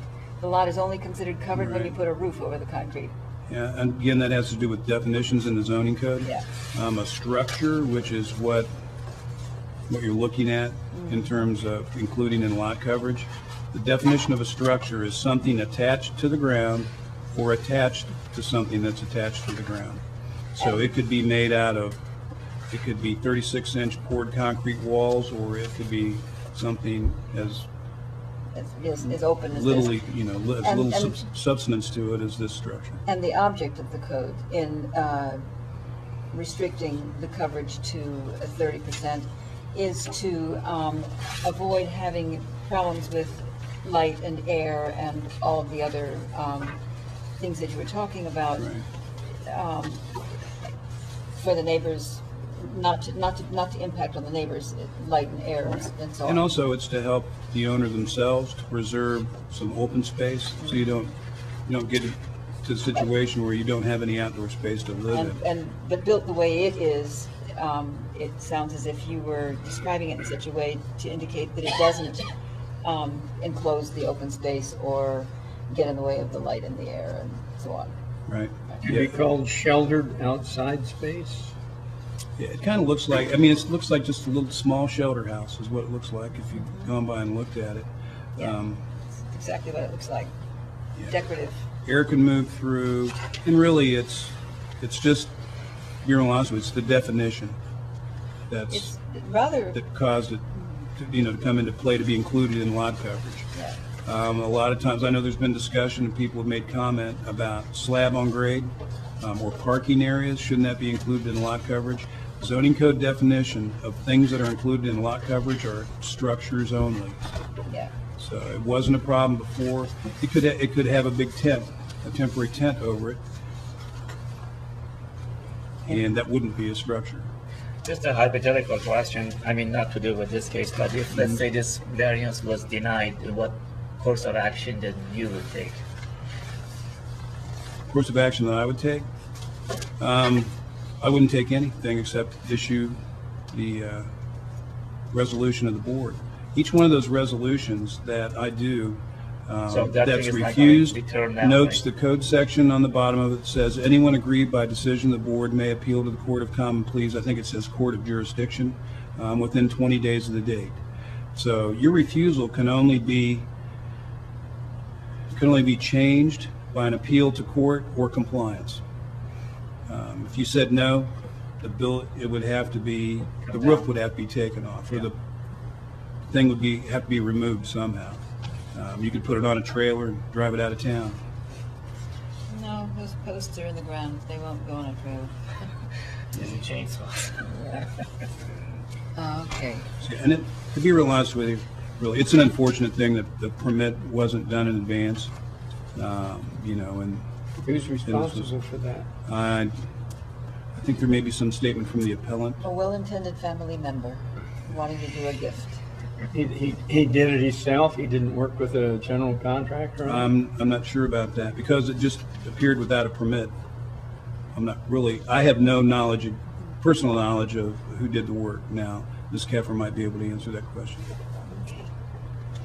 All right, thank you very You're much, and welcome. we'll ask Ms. Keffer. Would you like to come up now and, make your, yes, please, make your statement, state your name and address for the camera, you're on camera. Oh, great. I'm Linda Keffer. Good evening this evening. I live at 65 Home Street. At Christmas time, my brother was just trying to be a nice brother. And when I bought my home several years ago, it had been completely redone by my daughter, who owned it before. That house had been a condemned building, and now it's quite a nice little structure, and it was completely revamped. And when I moved in, we turned the gravel driveway into a cement driveway. And at the end of the driveway, I wanted an area so that I could go outside and have a picnic table and my grandchildren, my family over. And my brother thought it was ridiculous to have a table with an umbrella that didn't have enough coverage for everybody that was going to be there. And so this year, I was granted this gift, and it truly was just a surprise. And my brother built it with a friend of his from high school, and that he's known all his life. So he wasn't knowledgeable about our building codes? My brother? No. No, not at all. So that's how it came to be, and it is nice, and it actually, my neighbors all use it, so they all come over, and I've got seating for, you know, people that want to sit out in the evening. Actually, it gives me an outside space. When you were talking, it would limit my space. It gives me space where I can sit out, and it's on the corner. Sounds nice. I'd like to have one of those myself. Well, stop on down. All the neighborhood does. It does. They do. They come over, and I sit right on the corner there by the library, down by the Athens County Library. You've been sitting here listening to us talk about absence of detriment. I would imagine that you would think that your neighbors, if they were here, would say that it was not a detriment to the neighborhood because that's where they like to go to sit in the afternoon. Yeah, they hang out when they're not working, or they see me out or something. That's where we all kind of, well, I sit between, because my house is on a corner, I have people adjacent on either side of me, and actually one building over even, people come over and sit under it. And it gave us space, and it created a space for us. Because before, my brother was right, the umbrella just didn't do it. It is, So, okay. Does anyone have any questions for Ms. Cuthbert? Anything that hasn't already been covered? No? Well, somebody may think of something. We'll call you back. Okay, Thank sure. you. Is there anybody else here who would like to speak in support of this variance, or in general comment, or in opposition? And if not, barring questions that come up in the discussion, where we have discussion from the floor is closed. And we're ready to, how about somebody just making a variance proposal, and then we can discuss it. I don't have a paper. I move that we grant a variance on property at 65 Plum Street from section 2311, table A, schedule of bulk controls, to permit a covered patio creating 36.7% lot coverage, where 30% is the permitted maximum. Second. Okay, been moved and seconded. What's the practical difficulty here? It's already built. It's already there. That's about as Well, it fast has as to have something to do with the property itself. Well, it's already built on the property itself. Yeah. Well, it does there look it as is. if the other properties, right, those four little properties are littler, They're, and they're half as big as the rest of the properties They are. around them. to have a covered patio in this particular property would be next to impossible to have anything of a size sufficient to be useful. She does not like it. She doesn't have any yard, really. She has a small front yard and a little bit on the side. That's her usable outdoor living space. And is that corner back there? And it's a unique building. It's not enclosed. Yeah. So, I mean, there just really isn't any place else to do it, and anything of a smaller size would really be pretty useless. It would have been absolutely no problem had it not been subdivided in such a weird way. But anyway, it was. So that's the situation. Exceptional circumstance. I think That's the same thing. Yeah, The that's it. division of the property Right. itself. Yeah. Preservation of equal property rights, interpreting the code literally would deprive the appellant of a right to have a, Well, other people along there do have twice the space on their lots as Yep. this one, so this okay. is not a special privilege. Okay, and as far as minimum variance goes, the difference between what is allowed and what is being used is, what did we decide, what percent was that, 6%? 36%, and as you say, 6% more. yeah, and Yeah. it's a very small lot. And I Okay. do have to say, the property is so enormously improved. It's an adorable little house and very cute. That was really, really nice. Generally, is it of a general nature, well, absence of detriment, would the granting of the variance be a detriment to adjacent properties? Not in my opinion, but, So, and the purposes of the code, I think Steve has testified to purposes, and it doesn't seem it would impair them, nor the public interest. Public interest seems to be well served by that. General nature, would the variance be of a general or recurring nature No. to be handled by the law change? no, Okay. You start ready? yes, I vote yes. If it's gonna make that gray kitty cat happy, I'm happy. Okay. And how about, Yes.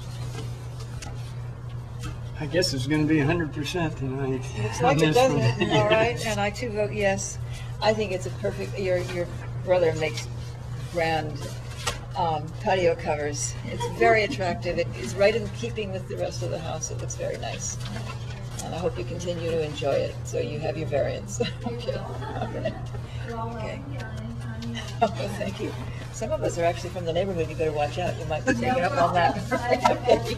I was mowing grass the other day, and then came clear across, clear back the property, came clear across, and just wanted to thank me for everything. I said, I can't take, and I look at this every time I go by, and I want to just tell you that we all admire it. So what are you wishing for Christmas next year? Maybe, I don't know, I didn't wish for this year. Well, I hope you have a Merry Christmas, whatever it is that your brother decides to do this time. Thank you very much. Thank you very much. Well, now we get to do a disposition of minutes from the May 26th meeting at which I was not present. Because my son was getting married, I want you all to know that he's hitched. Never mind. Very thoroughly, excuses. wonderfully, and happily hitched. But has everyone had a chance to I read read them? both of them. I guess I didn't find anything wrong in there, so. You read them. Have enough of the others who were present read them to be able to approve them for now? I read them. Okay, well, do I have a vote to approve then? Everybody agree? I move to approve the minutes of May 26 and March 14 in that order, but Okay, Since I was there, I second it. great. And who else was present? I was there in You were spirit. We kept him in the Yeah. cage. Okay, I was well, in then, quarantine. it looks as if the minutes have been approved. We have one other item on this agenda. If it's not actually written, it's something that I wanted to take up, and I don't see my agenda.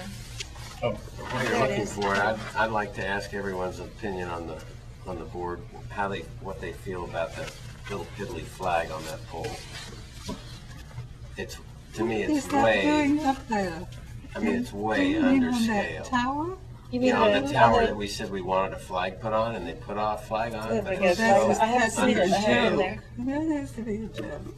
Did somebody, I wish we would have stipulated. It's disproportionate to the Yeah. pole. I agree I with wish- him and I don't think he did wholeheartedly. The say first that. time I've seen it, I thought, gee. You know, I want one about the size of Too late that to one do on the that way to now. Columbus, yeah, that car that's the dealer. size I figured it would have to be. Well, McDormand Chevrolet. Yeah. That's what we do. well, I can look at the application that they submitted and see if there's an indication of the size of the I- flag. I he don't, didn't say I've read it anything recently. about I don't think there It was could have anything been a about 3x4. it. But it would be really, is there any way of expressing The only dismay, only way around it would be, disappointment, and I a do think we desire to have it? stipulated 6-foot trees. I think the tree commission Were overrules. they, I think so. they overruled, that it's supposed to be taller? I don't know, I wanted giant trees and. Was that, okay. and Well, I the think we tree- said But 6 foot that, trees. that, so some, it's like- that large trees, I think, is what was We required. didn't get the trees. We didn't get the trees. We won't because say they anything said- about the trees I if you didn't make see the flag a anything, little I bit. didn't see anything about the size of the trees in the minutes, though. I just take the flag But I off. thought I we remembered did. that we discussed the I thought size we of the said trees. size. We discussed it, whether it was in the stipulation. It may not have been in the Let's let stipulation. Steve talk. So we What happened was, I believe, you deferred to the tree commission Right. to identify the appropriate species and size. And they put in Now, 2 it has trees. been brought to my attention by the tree commission They don't want that those 2 foot trees. those They want trees are very small and were not planted to their specifications. I find nothing in the record of the tree commission where they, in writing, specified the type of tree and the size of the tree and the caliper of the tree. So I'm going to have to go back to the appellant, and this is something the tree commission has asked about, because they're concerned about the size of the trees too. Well, To they- find out if, because at the zoning board meeting, when I read the minutes, it said that the trees would be installed in accordance with the recommendations of the tree commission. And the appellant said that he would have absolutely no problem with doing whatever the tree commission said they Right. wanted to have done. Right, so what I have to find out is what did the tree commission want to have done? Yeah. Those are about the size of a bush. And it was, and the whole reason it was discussed was because they had originally proposed putting in bushes, and we said, no bushes, we want sizable Trees, trees. so that it would Because the, obscure the, yeah, the idea is Still- to cover up that, For those trees. that was the intent, was to obscure the fence and the the building. fence was to, And was that to didn't. screen the fence, that fence won't be screened for 20 years. Yeah. Okay, the And I know there intent was was to have discussion, the there were thing those screened. same species of trees right across the bike path, and the whole idea was. They're firs. Yeah, so I'm still working on that on behalf of the tree Okay, commission. good. What I'm probably gonna have to do is ask Mr. Pitcher to provide to me what he had mentioned in the minutes was the recommendation of the tree commission. I can't find it in the tree commission records, I can't find it in their minutes, I can't find it in their files. Hopefully, Mr. Pitcher, when responding to that, said, yes, I will abide by those recommendations I have already received from the tree commission. Hopefully, he kept that document. When, if we wait 15 or 20 years, they'll be 6 foot high. They grow about 6 inches a year. Okay, And I will at well, the same time then check and see if there was some No. stipulation, although, to be real honest with you, I doubt it, because that was an offer that Yeah, Mr. like- Pitcher made just that evening. I see. Just Okay. that, remember, he said, well, if we go with this type of pole, I can put a flag on it. But I don't think there was any discussion about the size of the flag. I don't think there was either. I'm gonna Okay, take it well, down. it's a pity. They should take it off. That's a Yep. desecration. It's not in good taste. No. I The- can, to be real honest with you, I might be able to do some research on flag etiquette. I'm sure there's something in rules of etiquette about There the size of probably the is. Well, flag he compared brought to a the height and picture, I size. guess, if I remember, he brought a picture with a different example. The flag And it was showed, really Yeah, and size. the Yeah. flag was proportional to the flag. Yeah, I don't recall So- seeing anything like that. I can find out, I mean, if it's in there, we can require him to put, He should have something proportional. Put in there what he presented He implied that to night. us that he would, so. There is one other thing that I just wanted to bring up, and that is the fact of the possibility of there being a second alternate, that possibly the mayor has a candidate, but it would be interesting to me, and I think probably for everyone, if someone from the north side or the west side were to volunteer to become a member of our board. All they need to do is to contact you or the mayor's office directly. How do they go about doing it? If somebody were to wanting to volunteer to sit right here and help us decide these cases once a month. That's all they have to do, just once a month. any citizen that would like to be a member of any city board or commission can submit to the appropriate appointing agency their request for the case of the Board of Zoning Appeals. Those appointments are mayoral in nature and confirmed by council. What the mayor asks for is when he receives applications that you essentially submit a short resume, so he has some idea what your background might be and is it appropriate and applicable to these kinds of decisions, or maybe just to show that it's not contrary to Okay. the public service of a regular citizen. I know the mayor has had one person indicate interest in the position, and it may not hurt for people to go ahead and submit something in writing to the mayor, because Mr. Shaffey had indicated earlier tonight that he may not be able to continue as the existing alternate. Oh, And he's terrific. definitely not going to be here for 3 months. He's going to miss 3 months, and he's wondering then, So we should need one he then. resign Yes. completely, or should he just request, Well, I a think- leave for 3 I- months? At the moment, I think it'd probably be a good idea if it were a 3-month leave, because we don't want to have nobody, let's don't. But that'd be That all the more starts in, reason to That's try all to the get more this reason to second get the second Yeah, it's in alternate, the- and then, it's in the fall. and that's all the more reason for us to be interested still in having other applicants. So if there's anybody out there who's interested, here's your chance. We'd really love to have another applicant for the position of the alternate. And you really don't have to plan on being required to sit and listen to the cases and vote on them immediately, but Alternates can, by ordinance, participate in a discussion. For example, Mr. Shaffey was here this evening. He could have opted to stay. Yes. He could participate in the discussion and the conversation. He's just not permitted to right. vote. And even if you aren't permitted to vote, having another person to have to fill out our discussion would be useful, particularly if it were somebody representing the north or the west side, which is a little bit underrepresented on our board. It would be terrific. So I would really like it if we could get anybody out there watching, if you're interested, please call the mayor's office and apply. Thank you.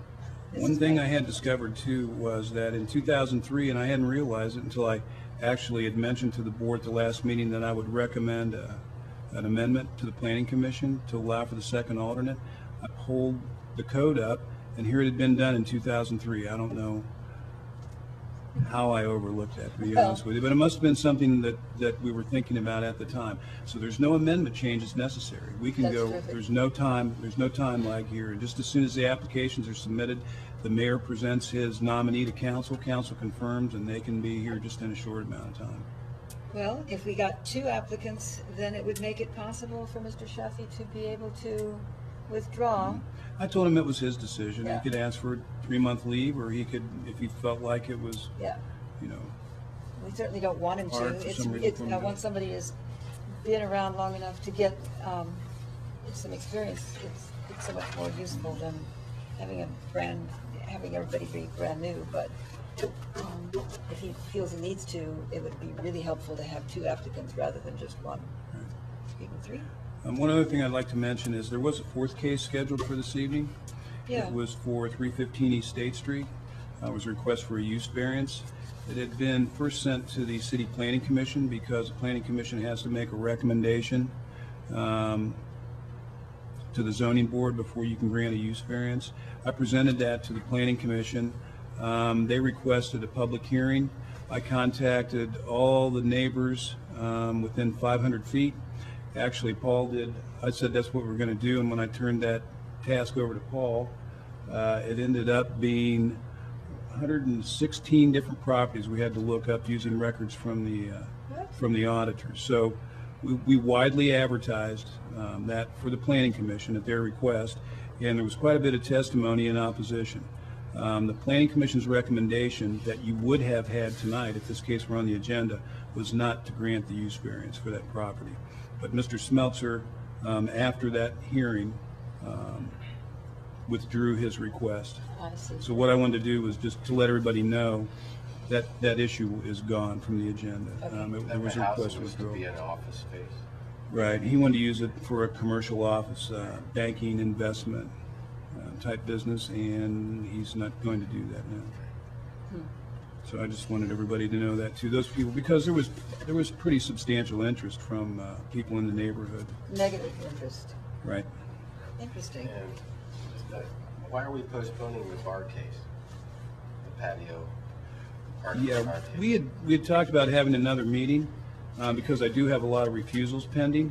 Right now, though, as of today, I only have what I'd call 2 perfected cases where they've submitted all their documentation required, their notarized statement, their arguments, and their advertising fee or hearing fee. So I can't see really why we want to have a meeting for just two people. Now, I have recently had 2 notices of violation. These are not recusals from permit applications, but things that I've noted in the community or have been brought to my attention. I've written what's called a notice of violation to Business at 7 West Carpenter. They're going to, my understanding is they're going to appeal to you for parking variance. And also, trying to remember the address, the bank on Stimson, because of their lighting. They've received the same notice. And I've given them I have several options available to me. When I talk to appellants, they can conform, or they can request a variance. What's the violation at the bank? Violation at the bank is the new section pertaining to lighting, glare, and pollution. There's 2 sections. One's glare and pollution, the other one's trespass. So there's a 0.1 foot candles permitted maximum at the property line. I used a light meter, didn't really find a discrepancy there. It has to do with glare and pollution. No lights to be emitted below the lowest member of the fixture. So this fixture, lights going everywhere. So I'd received a complaint. Talked to the builder. There's been some things in the newspaper about it. And so one of the things somebody can do other than comply with my notice or comply with the code is to appeal the decision. So these cases, you may hear a request for variance, or you may have a request to determine an administrative review of my determination. That's the very first thing when you go through the reading of the things the board's allowed to do. The first thing is person can ask for administrative review. Essentially, they can say the zoning inspector was having a bad day that day. Can you straighten him out? In other words, you can reverse my decision. The second thing they can do is ask for a variance. So I'm not sure in each of these cases just exactly what it is they're going to do, but those letters have gone out. I do have a refusal on another property where I know that they're going to appeal because of stacked parking. R3 zone, stacked parking. They converted office space, a building containing office space completely, into now office space plus a rental. Exactly the same, well, not exactly the same situation, Mr. Hines. They're actually converting. So we have those 3 outstanding. I know those people intend to appeal. Just so the public knows, there's no way I can stop the use at any of these places until people who have given a notice of violation have exhausted their due process, and that includes first coming to the board, asking for either administrative review or a variance, and then if denied, appeal to the Court of Common Pleas. So there's just this long protracted process. I can't ask the court, I probably wouldn't be granted by the court a court order to stop a use. That's the only process I have to actually stop a use, is to have the court order. Well, then we're not going to start that process next week, though. We're not No, gonna so do those it things until won't be July here. So 11th. I can't see, if we're going to come and it's going to be that, possibly that exhausting that night, just put it all in Okay. one night. Well, in that case, I guess we will meet again on July 11, I guess it is? July 11th. July 11, and for this evening, we're adjourned. Thank you very much.